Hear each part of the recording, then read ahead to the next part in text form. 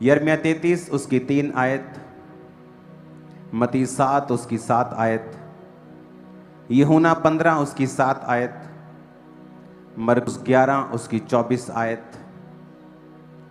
यिर्मयाह 29 उसकी 12 आयत, भजन संहिता 145 उसकी 18 आयत, यशाया 65 उसकी 24 आयत, पहला यूहन्ना 5 उसकी 14 से 15 आयत, भजन संहिता 50 उसकी 15 आयत, भजन संहिता 34 उसकी 17 आयत, याकूब 5 उसकी 15, दूसरा इतिहास 7 उसकी 14, पहला यूहन्ना 1 उसकी 9, याकूब 1 उसकी 5, नीतिवचन 3 उसकी 6 आयत, फिलिप्पियों 4 उसकी 6 से 7 आयत, पहला पत्रस 5 उसकी 7 आयत, भजन संहिता 55 उसकी 22 आयत। यिर्मयाह 33 उसकी 3 आयत में लिखा है, मुझसे प्रार्थना कर और मैं तेरी सुन के तुझे बड़ी बड़ी और कठिन बातें बताऊंगा जिन्हें तू अभी नहीं समझता। मैं 3 गिनूंगा, आप सब लोग इस आयत को हम इकट्ठा पढ़ेंगे। 1 2 3। मुझसे प्रार्थना कर और मैं तेरी सुनकर तुझे बड़ी बड़ी और कठिन बातें बताऊंगा जिन्हें तू अभी नहीं समझता। भजन संहिता 50 उसकी 15 आयत को अब हम पढ़ेंगे। और संकट के दिन मुझे पुकार, मैं तुझे छुड़ाऊंगा और तू मेरी महिमा करने पाएगा। भजन संहिता 34 उसकी 17 आयत में लिखा है, धर्मी दुहाई देते हैं और यहोवा सुनता है और उनको सब विपत्तियों से छुड़ाता है। यिर्मयाह 33 उसकी 3 आयत को फिर से हम देखेंगे स्क्रीन के ऊपर। मुझसे प्रार्थना कर, किससे प्रार्थना करनी है? एक रियल पास्टर आपको परमेश्वर की ओर लगाना चाहेगा। वो आपका हेल्पर होगा कि आप डायरेक्ट परमेश्वर को पुकारने वाले बन जाएं और आप परमेश्वर की समझ रखने वाले बन जाएं। वो नहीं चाहेगा कि आप एक बाबे की तरह उसके पास आएं, कि आपको हर वक्त अपने जीवन में छुटकारे के लिए बाबा की जरूरत पड़े। एक जीवित चर्च ये चाहेगी कि आप लोग खुद परमेश्वर को पुकारें और आप लोग खुद इतने अलर्ट हों और इतने जानकार हों वर्ड के कि आप खुद परमेश्वर के वचन को जानते हों कि बाइबल में परमेश्वर के वचन में क्या लिखा है, और हम ये जानते हैं उसका वचन असली है क्योंकि परमेश्वर असली है।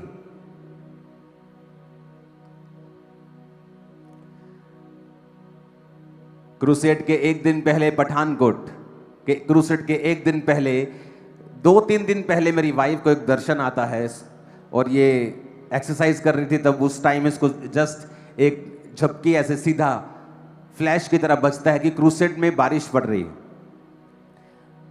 जब हम अगले 1-2 दिन में हम वैसे ही बात कर रहे थे, उसने कहा कि मुझे दर्शन ऐसे आ रहे थे कि बारिश पड़ रही है, और सेम दर्शन मुझे भी आत्मा में मिल रहे थे। स्वप्न नहीं, जस्ट इंटेंशन परसीविंग होती है, एक आपको मालूम होता है। तो मैंने जब दर्शन हासिल किया तो मैंने गूगल खोल लिया, गूगल चेक किया को क्या बारिश पड़ रही है, गूगल दिखा रहा नहीं, बारिश नहीं पड़ रही है। होगा भी तो एक आध बादल होगा, दोपहर टाइम बारिश नहीं है।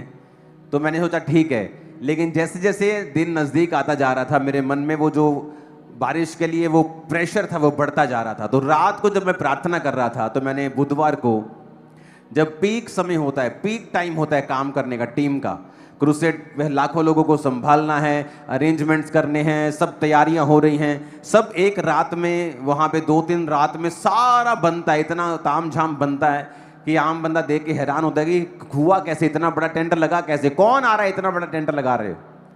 तो एक दिन पहले जब पीक टाइम होता है बिल्कुल काम करने का, परमेश्वर ने कहा सबको बोलो प्रार्थना के लिए बैठ जाओ।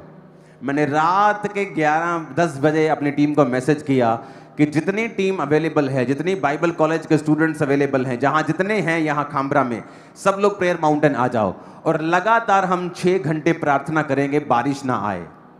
और हम 6 घंटे क्रूसेड के लिए ही सिर्फ प्रार्थना करेंगे, तुमने किसी और चीज के लिए प्रार्थना नहीं करनी है। बिल्कुल गर्मी थी उस समय, ऐसे बारिश क्या मतलब आसमान में भी नमी तक नहीं थी, इतनी गर्म, हर जमीन गर्म थी, गर्म हवा आ रही थी। और जैसे ही प्रार्थना करनी शुरू की, 4-5 घंटे में जलंधर में बारिश पड़नी शुरू हुई। उसके बाद जलंधर में बारिश हट गई, मौसम साफ हो गया, सारा दिन मौसम रहा। और जब क्रूसेड शुरू हुआ, वैसे ही बारिश पठानकोट में पड़नी शुरू हो गई।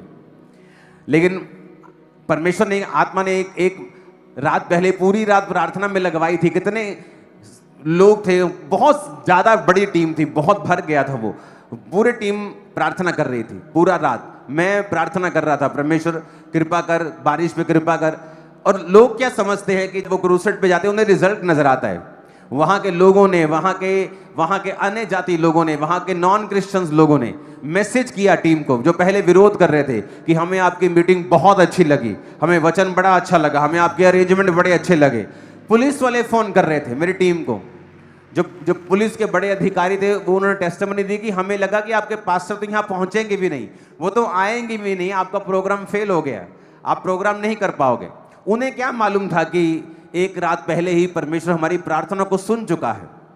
कई बार जो आप रिजल्ट देखते हैं ना, बारिश चाहे रहती भी तो भी प्रचार होता, और उतने ही लोग होते वहां पे। मैं आपको बता रहा हूं, वहां लोग देखो बिल्कुल गीले कपड़ों के साथ, हर आदमी गीला था, पास्टर गीले थे, सब गीले थे। मैं गीली स्टेज के ऊपर खड़ा था वहां पे। लेकिन बाइबल कहती है, मुझसे प्रार्थना कर, मैं तेरी सुन के तुझे बड़ी कठिन बातें समझाऊंगा जिन्हें तू अभी नहीं समझता है।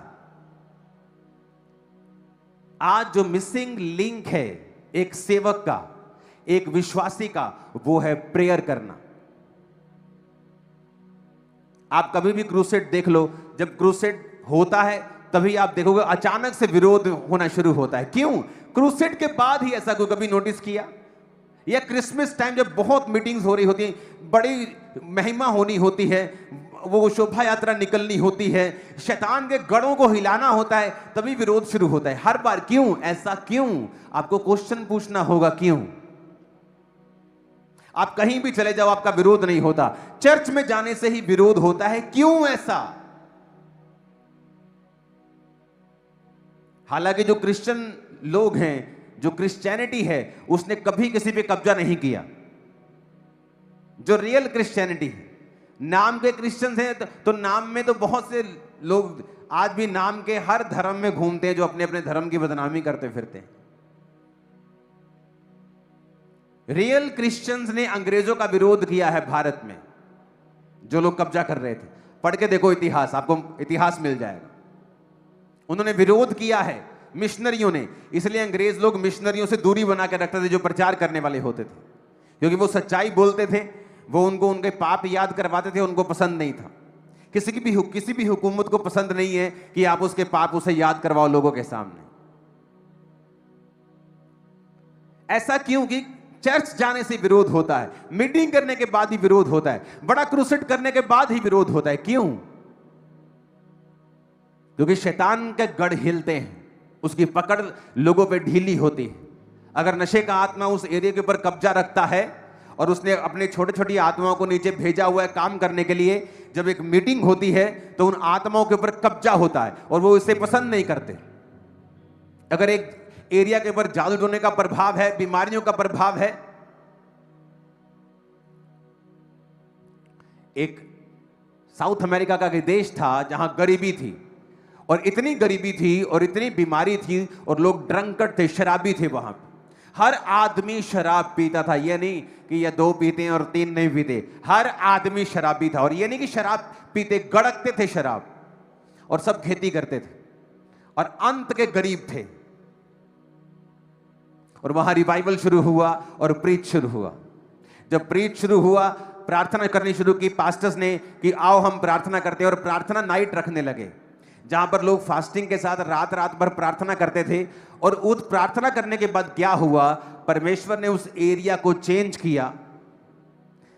किसान लोग परमेश्वर में आने लगे, शराब छोड़ने लगे, और आज वहां दुनिया की सबसे बड़ी सब्जियां होती हैं। आज चेक करके देख लो, मैंने क्रूसेट पे वचन दिया था, पठानकोट क्रूसेट पे, एक एक हाथ जितनी लंबी गाजर होती है वहां।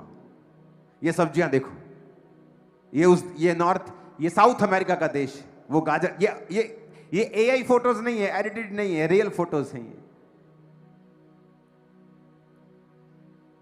और वहां पे जो गरीब लोग थे, उनकी स्टडी कहती है कि मिलियंस ऑफ डॉलर्स की सब्जियां वहां पे उगने लगी। और परमेश्वर ने उस प्रार्थना के द्वारा पूरे एरिया को बचाया, उनकी उम्र को बड़ा किया, उनको शराब के नशे से आजाद किया, गरीबी से आजाद किया, जस्ट क्योंकि एक प्रार्थना करने वाले पास्टर ने फैसला किया कि ये जो चीजें मैं देख रहा हूं ये इंसानी काम नहीं है, इंसान इसे बदल नहीं सकता, सरकारें इसे बदल नहीं सकती हैं, नहीं बदल सकती हैं। आप फैसला कर लो, आप लाख सरकार के पीछे लग जाओ, नशा एक लेवल तक वो काम कर सकती है, लेकिन जो काम दुष्ट आत्माओं ने फैलाया है वो बिना प्रार्थना के हल नहीं हो सकता है। अगर आप प्रेयर करें, उसमें देखो पर्सनल परमेश्वर ने छुटकारे के लिए बोला है कि संकट के दिन तू मुझे पुकार तो मैं तुझे उत्तर दूंगा। उसने कहा मैं बड़ी बड़ी कठिन बातें बताऊंगा जो तू अभी नहीं समझता है। मत्ती 7:7 में लिखा, मांगो तो तुम्हें दिया जाएगा, ढूंढो तो तुम पाओगे, खटखटाओ तो तुम्हारे लिए खोला जाएगा। यूहन्ना 15:7 में लिखा, यदि तुम मुझ में बने रहो और मेरा वचन तुम में बना रहे तो जो चाहो मांगो वो तुम्हारे लिए हो जाएगा।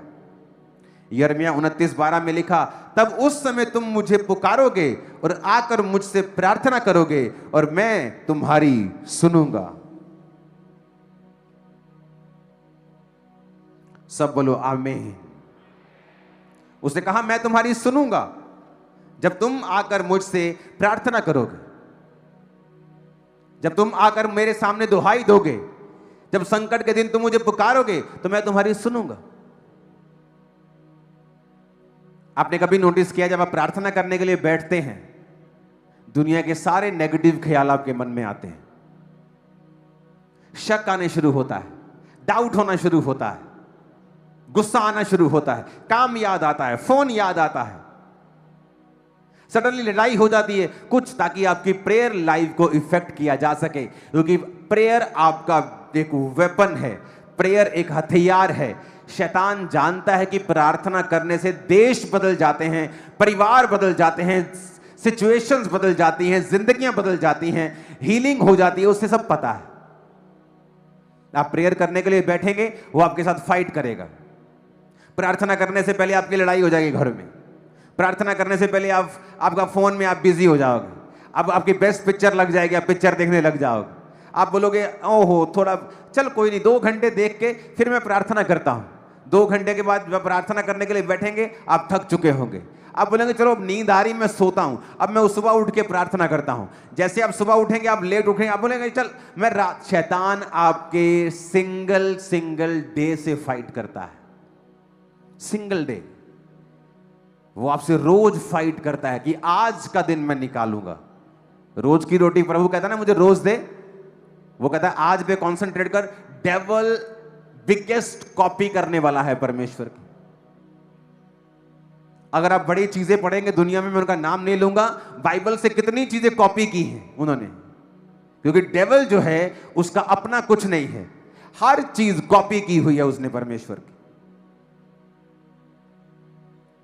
जो फेक लोग उठते हैं, परमेश्वर में सेवक लोग उठते हैं, वो भी क्या करते हैं, जेन्युइन लोगों की कॉपी करना शुरू करते हैं। उन्हें पता है कॉपी करेंगे, जितना ये कामयाब है, अगर हम 10% भी कामयाब हो गए तो हम दुनिया में कामयाब कहलाएंगे। कॉपी करते हैं। शैतान हमेशा कॉपी करता है। उसे पता है कि परमेश्वर रोज पे काम करता है, मैं भी रोज पे काम करूंगा। आज इसका दिन खत्म करना है, नहीं नहीं आज छुट्टी, आज नहीं प्रेयर करनी, नहीं नहीं आज घूमने जाना है, चलो प्रेयर खत्म, नहीं नहीं आज शादी थी तब प्रेयर खत्म, आज नींद आ रही है तब प्रेयर खत्म, आज ज्यादा काम कर लिया तब प्रेयर खत्म। वो आपसे रोज फाइट करता है, क्योंकि प्रेयर आपकी डेस्टिनी, आपकी मंजिल के करीब आपको लेके जाती है, आपकी विश नहीं लेके जाती। आपका विश्वास बिना कर्मों के अधूरा है, मरा हुआ है, किसी काम का नहीं है। और आप हैरान होते हैं, और कईयों को तो पता भी नहीं कि प्रार्थना के समय नींद क्यों आती है, बाइबल पढ़ने टाइम नींद क्यों आती है। 3 घंटे की पिक्चर मूवी तुम ऐसे देखोगे, आंखें खुली की खुली रह जाएंगी, तुमको लगेगा दूसरी भी देख लेते हैं, लेकिन जैसे तुम बाइबल पढ़ने लगते हो तुम्हें नींद आने लगती है। यहां तक कि जिन लोगों को नींद नहीं आती वो भी बाइबल पढ़ने लगते तो नींद आने लगती है। वैसे गोली खा के आती, लेकिन क्योंकि शैतान चाहता है कुछ भी हो जाए, मुझे कुछ देर के लिए तुम्हारी बीमारी को तो छोड़ना पड़े, मैं छोड़ दूंगा, लेकिन तुम्हें बाइबल नहीं पढ़ने दूंगा और प्रार्थना नहीं करने दूंगा। उसे पता है, क्योंकि उसकी डिलीवरेंस जो है आपकी प्रेयर से, छुटकारा आपकी प्रेयर से आता है। और शैतान फाइट करता है।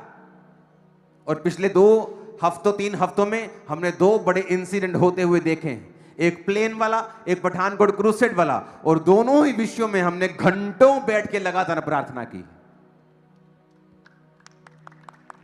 घंटों। आज किसी विश्वासी जो मैं मिलता हूं, उसकी प्रॉब्लम जब सुनता हूं तो प्रॉब्लम पहाड़ों जैसी है। घर में प्रॉब्लम, शरीर में प्रॉब्लम, यहां प्रॉब्लम, फाइनेंस में प्रॉब्लम। अच्छा प्रेयर कितनी है? प्रेयर नहीं करते तो क्या तुम मूर्ख हो क्या?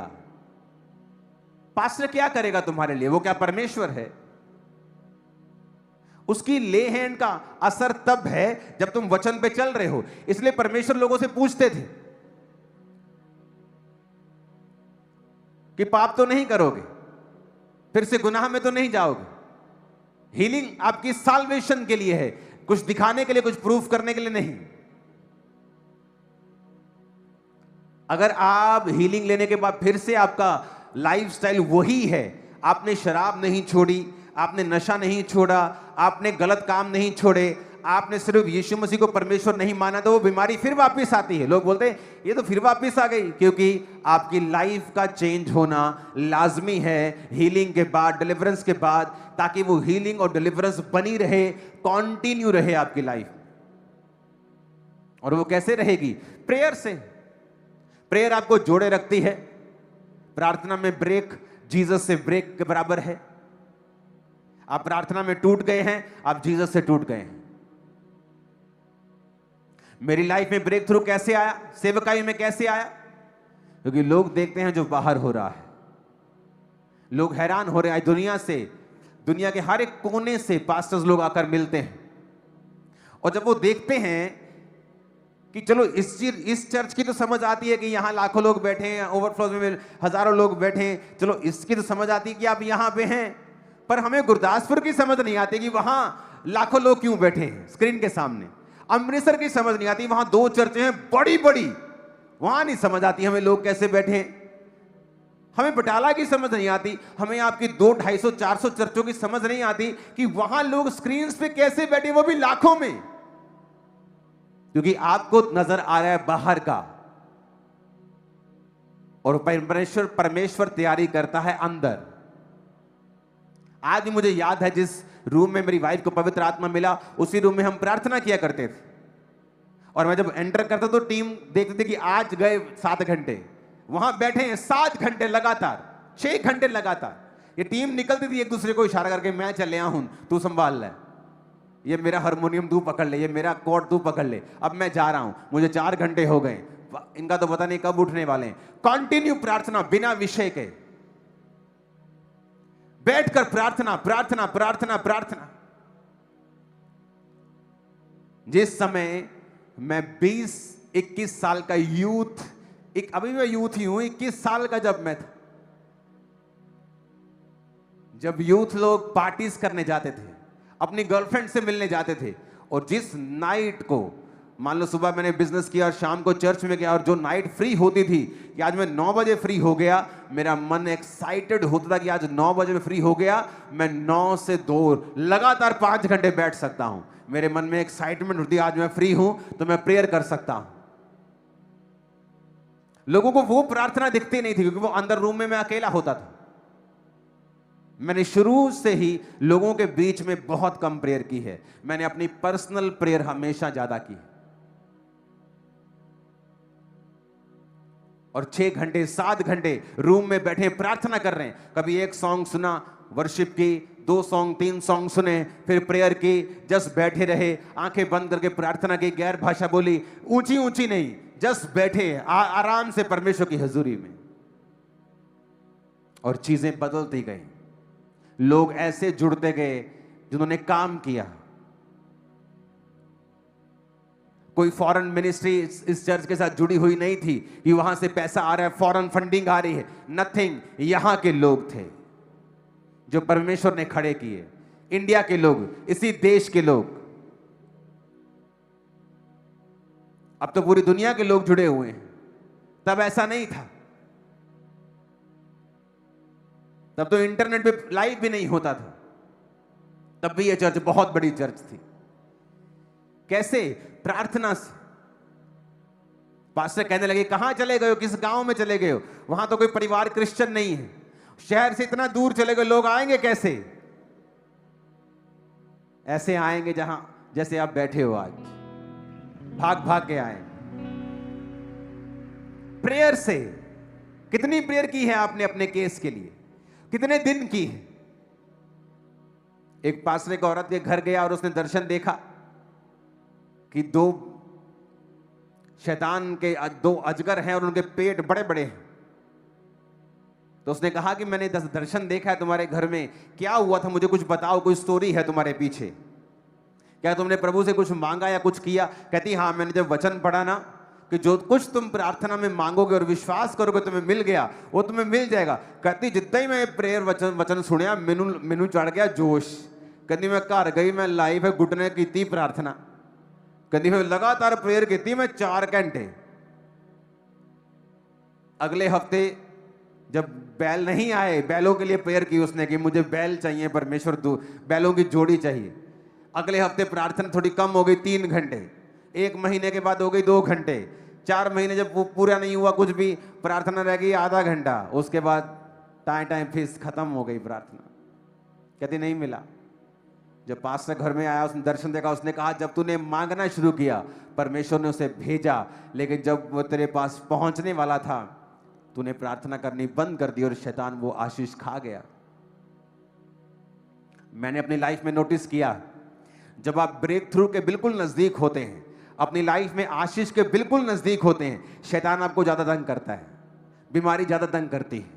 और तब अगर आप प्रार्थना में बैठ जाए और अपने मन को मार लें और आप कंटिन्यू प्रेयर करना शुरू कर दें अपने छुटकारे के लिए, आपकी लाइफ की बिगेस्ट टेस्टिमनी पैदा होने वाली है, जो आपकी लाइफ की बिगेस्ट होगी आज तक।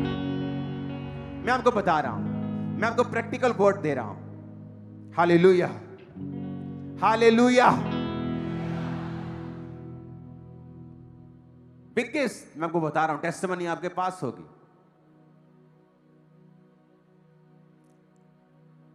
आदमियों को वो भरमा के रखता है, तुझे प्रार्थना की जरूरत नहीं, तेरी औरत प्रार्थना कर रही है घर में, कोई शक नहीं, इसलिए तुम संघर्ष कर रहे हो। आदमी को हेड चुना गया है तो हेड को अगुवाई करना है, और ऐसा अगुवा जिसकी प्रेयर 0 है वो अगुवाई नहीं कर सकता परमेश्वर की ओर से।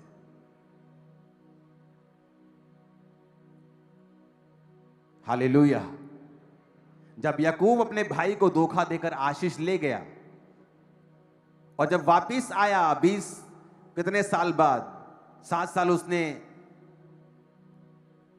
अपनी पत्नी के लिए सेवा की, फिर 7 साल और, फिर भेड़ बकरियों के लिए, और बच्चे बड़े बड़े हो गए। जब वापिस आया तो पता लगा एसाव 400 पुरुष लेके तुझे मिलने के लिए आ रहा है। आप अपने रिश्तेदार के को मिलने के लिए 400 पुरुष लेके नहीं जाते हो, लेकिन जब किसी को मारने के लिए जाना होता तो लोग गैंग बना के जाते हैं। तो वो गैंग बना के आ रहा था क्योंकि वो खत्म करना चाहता था अपने भाई का, अपने भाई से बदला लेके वो सालों पुराना हिसाब चुकता करना चाहता, 2 दशकों पुराना हिसाब है, चुकता करेंगे। याकूब को ये बात मालूम हो गई थी। एक सेंसिटिव बंदा ये बात को समझता है, जब वो अपने सामने मुसीबत देखता है, अपनी जिंदगी की सबसे भारी मुसीबत को आता हुआ देखता है, वो प्रार्थना में जुट जाता है। उसे पता था, उसने फोन नहीं किया चलो इस एरिया के राजा के साथ कोई मेल मिलाप करके देखता हूं, चलो इस देखता हूं कि कौन मुझे बचा सकता है। उसने कहा नहीं, सब ये शर्मिंदा करेंगे मुझको प्रार्थना में जाना है, और वो प्रेयर में चला गया। और पहले अपने बच्चों को, पत्नियों को, सबको आगे भेज दिया। सब गाय बैल बकरियां सब आगे चले गए, अकेला रह गया। कहते आप भी आ जाओ, नदी पार करो। कहता रुक जाओ, मैं आऊंगा, तुम चले जाओ। और लिखा सारी रात वो परमेश्वर से लड़ता रहा, फाइट करता रहा। कभी लड़े हो परमेश्वर से? तुम कैसे लड़ते हो? जाओ प्रभु मैं तेनू नहीं मानता। ये लड़ना नहीं है, ये बेवकूफी है। ऐसी की है मैंने बेवकूफियां मसीह में आने के एक दो साल पहली शुरुआत में, बहुत ऐसी बेवकूफियां की हैं, कोई फायदा नहीं होता है। फिर से वहीं आना पड़ता है, वैसी शुरुआत करनी पड़ती है, कुछ फायदा नहीं होता। ऐसा धमकियां देके परमेश्वर को। ये लड़ना वो लड़ना नहीं है, ये वचन से लड़ना है। पिता तेरे वचन में लिखा है, तूने तो लिखा है कि तू छुड़ाएगा, तूने तो लिखा है तू मुझे पुकार तो मैं तुझे उत्तर दूंगा। तूने तो वचन में लिखा है कि तेरे को मानने वाले लोगों की आयु बड़ी होगी, कुशल से रहेंगे, पृथ्वी पे टिके रहेंगे, उनका शरीर भला चंगा और हड्डियां पुष्ट रहेंगी। तेरे वचन में लिखा है मुझे हड्डियां पुष्ट चाहिए, तेरे वचन में लिखा है मुझे शरीर भला चंगा चाहिए, तेरे वचन में लिखा है। फाइट करना परमेश्वर की उसने। और दूत को बोलना पड़ा कि मैं तेरा नाम बदलता हूं, इज़राइल रखता हूं। यानी तेरा नाम याकूब था, धोखा देने वाला, तेरा नाम अब इज़राइल है। यानी कि तेरी प्रार्थना के बाद परमेश्वर ने तेरी डेस्टिनी को चेंज कर दिया है, तेरे रिजल्ट को चेंज कर दिया है, तेरी लाइफ को, तेरे फ्यूचर को चेंज कर दिया है। तेरा फ्यूचर ऐसा नहीं था, तू मार खाने वाला था अपने भाई से,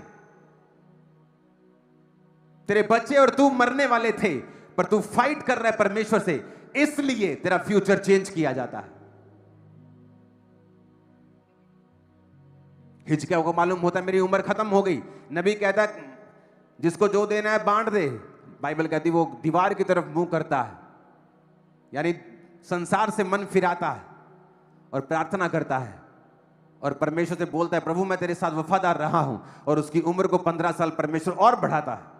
अब वही कैंसर का फोड़ा था, अब वो ठीक हो गया, नहीं तो वही कैंसर था जो उसे मार के जा रहा था। क्योंकि जब आप प्रार्थना करते हैं आपकी डेस्टिनी चेंज होती है, आपका रिजल्ट चेंज होता है, फ्यूचर चेंज होता है, प्रभावित होता है। एक अलग तरीके का फ्यूचर आप बनाते हो जब आप प्रेयर करते हो। लेकिन आज दुख की बात है कि कलीसियाएं प्रार्थना से कोसों दूर हैं। वो चुगलियां कर सकती हैं 2 घंटे, लेकिन 2 घंटे प्रेयर नहीं कर सकती। आदमी खप के शराब के नीचे काम कर करके सारा दिन काम कर सकता है और फिर भी दुखी है, लेकिन वो 2.5 घंटे प्रार्थना नहीं कर सकता। जब तक आप प्रेयर नहीं करोगे तब तक आप ये मैसेज दोगे परमेश्वर को कि मुझे तेरी इंटरवेंशन की, तेरी मध्यस्थता की, तेरी दखल की जरूरत नहीं है, मैं आई एम फाइन। क्योंकि प्रेयर एक इनविटेशन है कि खुदा मेरी जिंदगी में काम कर, मेरी सेवकाई पे काम कर, मेरे परिवार में काम कर। जब तक आप उसे प्रेयर नहीं करेंगे आप उसे इनविटेशन नहीं दे रहे हो। और कोई गैरतमंद आदमी आपके फंक्शन पे बिना इनविटेशन के नहीं आता है। हालेलुया। वो इनवाइट करते हैं, आप वो आता है। कोई खरबों में एक इंसिडेंट होता है ऐसा कि आप चले जाएं। आप जब परमेश्वर से प्रार्थना करते हैं आप उसको इनवाइट कर रहे हैं कि आप मेरे जीवन में काम करें, मेरे परिवार पे काम करें, मेरी सेवकाई पे काम करें। और अगर आपको यह पता है कि आपकी लाइफ का हल परमेश्वर ही कर सकता है, तो फिर आपकी प्रेयर लाइफ कहां है? प्रार्थना करने के समय ही आपको अलग अलग तरह के अटैक्स क्यों आते हैं? क्यों शैतान दुखी होता है? क्यों वो आलस डालता है? क्यों वो आपको प्रार्थना करने से ही क्यों रोकता है? क्योंकि वही एकमात्र इलाज है, आपके छुटकारे की एकमात्र सीढ़ी है प्रेयर। ऊंची आवाज में कहो हालेलुया।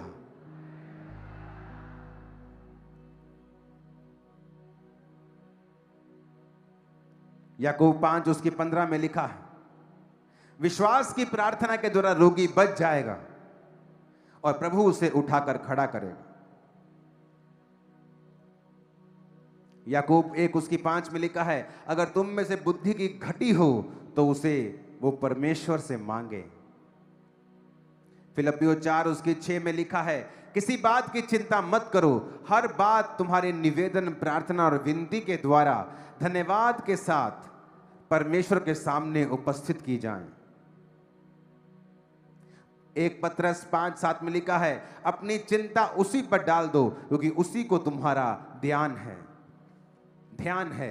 भजन संहिता 55:22 में लिखा है, अपना बोझ यहोवा पर डाल दे, वह तुझे संभालेगा, वो धर्मी को कभी भी टलने नहीं देगा। कैसे डालोगे यहोवा पर अपना बोझ? प्रेयर से। प्रेयर एक ट्रांसफर है। आपका बोझ ट्रांसफर होता है हेवन में, और हेवन की ब्लेसिंग्स ट्रांसफर होती हैं आप में। आप प्रार्थना करते वक्त जाते हैं तो और आदमी होते हैं, प्रार्थना करने से आप बाहर आते हैं, आप और आदमी होते हैं। आप प्रभु की हुजूरी में जाते हैं, आप और हैं, आते हैं, आप और हैं। आत्मिक लोग इस बात को समझेंगे। आप गए कुछ और थे, आए कैसे किसी और तरह से।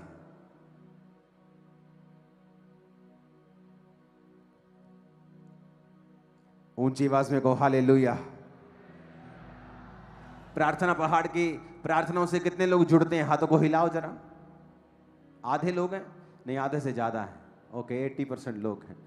और आपको जुड़ना चाहिए लोगों को, ताकि कुछ घंटे आपके वो निकल जाए, 1-1.5 घंटा, उसके बाद 1-1.5 घंटा आप पर्सनल प्रेयर करें, बाइबल पढ़ें, आपकी प्रेयर लाइफ पूरी कंप्लीट है। अपने पड़ोसी को बोलो, जब तू प्रार्थना करता है हेवन ट्रांसफर करता है। जब तू प्रार्थना करता है तेरे बोझ ट्रांसफर होते हैं, तेरे बोझ ऊपर जाते हैं और ऊपर की आशीषें नीचे आती हैं। आमीन। आप दुनिया की बेदारी देखो, हर एक बेदारी प्रेयर से आई। पहले प्रेयर हुई है, फिर प्रीच हुआ है।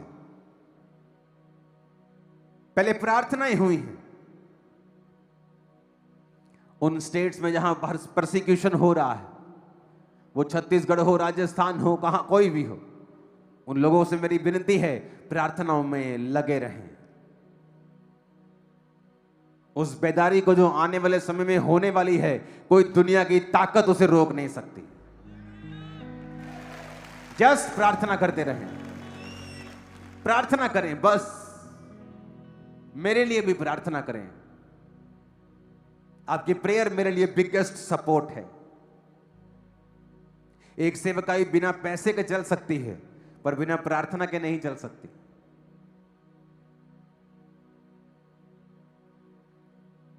हमारी प्रार्थना जब पहले नंबर पे होगी और बोना दूसरे नंबर पे होगा, तब वो बैलेंस चर्च होगी।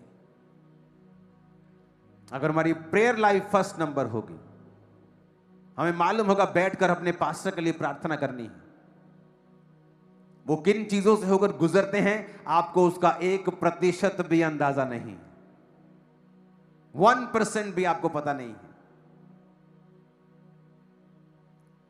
अपने पास्टर्स, अपने चर्च के लिए प्रार्थना कीजिए, क्योंकि प्रेयर ही एकमात्र इलाज है बेदारी का, हेवल इंटरफेरेंस का, खुदा के दखल का। बिना प्रार्थना यह नहीं होगा। अपने हाथों को उठाओ और आज वायदा करो कि आप बिना प्रार्थना का जीवन नहीं रखेंगे।